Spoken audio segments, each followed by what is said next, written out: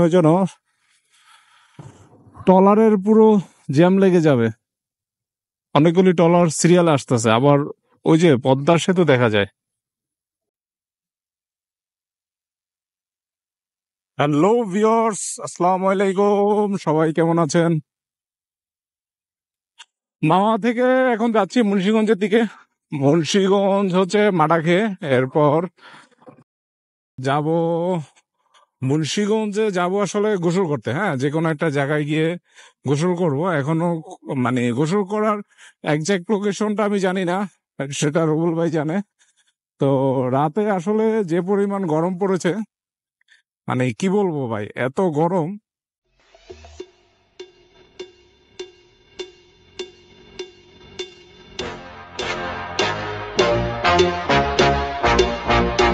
গরমের জন্য আসলে চলে আসলাম মাওয়াতে। তো মাওয়াতে ইলিশ খাওয়া শেষ করে অনেকক্ষণ আমরা ফেরিতে গিয়ে শুয়েছিলাম।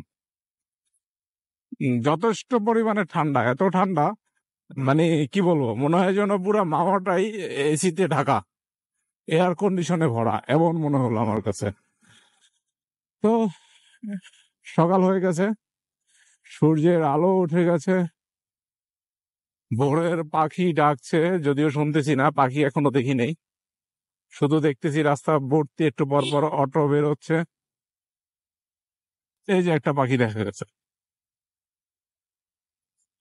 আসলে ভোরের পাখির কিচির মিচিরের ডাক অসম্ভব সুন্দর, যা আসলে অন্য কোনো সাউন্ডে এই সৌন্দর্যতা নাই। শুনলে আসলে মন জুড়িয়ে যায়।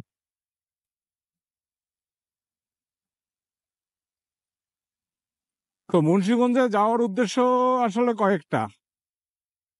প্রথমত, কাল থেকেই প্ল্যান করতেছি যে গোসল করতে হবে, যে গরম পড়তেছে, নদীতে যদি গোসল না করি আসলে গরমটাই উপভোগ করা হবে না। তো এই জন্য এই মুন্সিগঞ্জের দিকে আসা। তো এখন মুন্সিগঞ্জের দিকে আসার আগে চলে গেলাম কোথায়, মাওয়াতে। মাওয়াতে ঘুরে এখন মুন্সিগঞ্জে যাচ্ছি কয়েকটা উদ্দেশ্য নিয়ে, তার ভিতর মাডা খাওয়া সেটা তো আছেই, এরপরে হচ্ছে মাছ কিনা। এখানে নদীর ফ্রেশ মাছ পাওয়া যায়। তো ও ও নদীর কথা বলতে না বলতে আসলে যে নদীর সামনে চলে এসেছে। আমি আসলে এই জায়গা এদিক দিয়ে কখনো আসিনি বাইক নিয়ে। তো খুবই সুন্দর জায়গা, যদি আপনাদেরকে একটু দেখাই। পদ্মা বিচ ক্লাব, অনেক সুন্দর একটা জায়গা। তো এখান থেকে আসলে আহ একটা দুইটা তিনটা কুকুর, মাছ নিয়ে যাব না কুকুর নিয়ে যাব? যাই হোক, মাছ নেওয়ার পরে এরপরে গোসল করতে হবে। যে সুন্দর পানি ভাই, পানি দেখলেও তো মন চায় এখনই নাইমা পড়ি।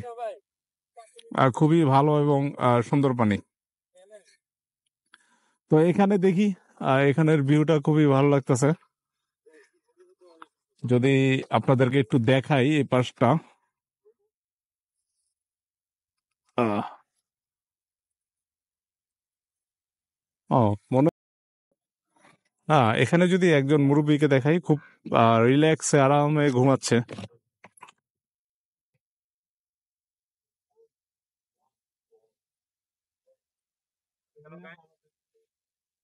তো এখানে আসলে খুব ফ্রেশনেস একটা বাতাস পাওয়া যাচ্ছে।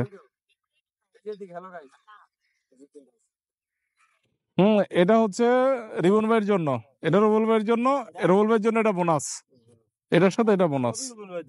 হুম, আমার জন্য তো আমি, আমার জন্য আমি। সহকারী কমিশনার ভূমির কার্যালয় Louhajang Munshiganj.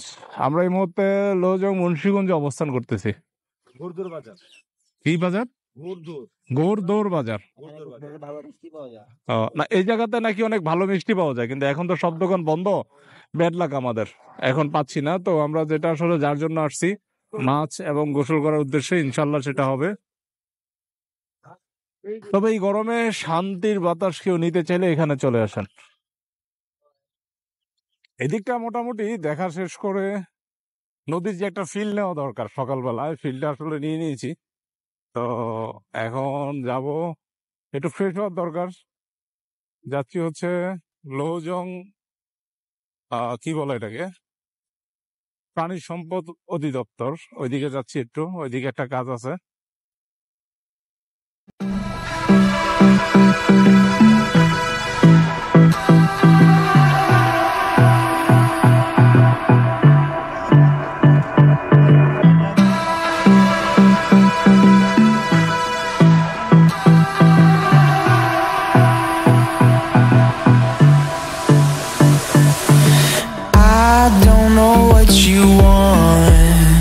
Let's have a bit of fun. কত চিকন রাস্তা, কিন্তু মানে এত চিকন রাস্তা আবার একেবারে পাকা করা পরিপাটি। ভালোই, গ্রামের আসলে অনেক উন্নতি হয়েছে। এই যে দেখেন গাছপালা আর গাছপালা, সবুজ গাছপালার ভিতর দিয়ে যাচ্ছি। আসলে এই ধরনের রাস্তাগুলি বান্দরবন গেলেই দেখা যায়, পাহাড়ের ভিতর দিয়ে এই ধরনের রাস্তাগুলি। আর মনে হয় মুন্সিগঞ্জ আসলে দেখা যাবে।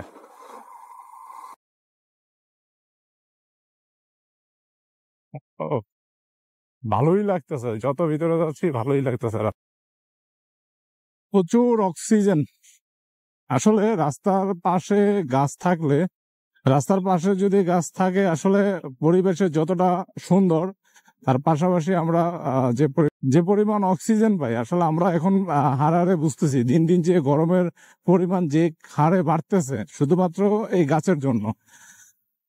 কারণ এখানে হয়তো গাছগুলি আছে, অন্যান্য জায়গায় রাস্তার পাশে বলেন অথবা পার্বত্য এলাকায় বলেন, বনের পর বন উজাড় করে দেওয়া হয়েছে, যার কারণে এই দিন দিন তাপমাত্রা বৃদ্ধি পাচ্ছে।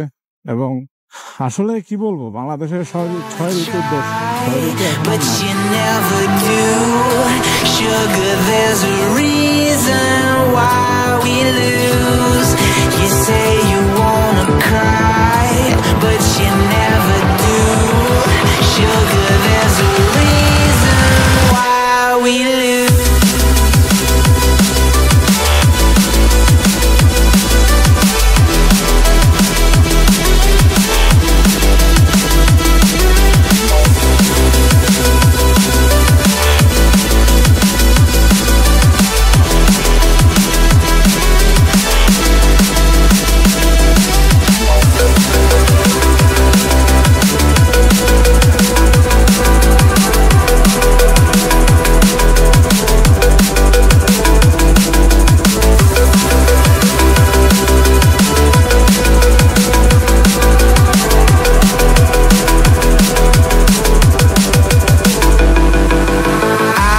Don't know what you want.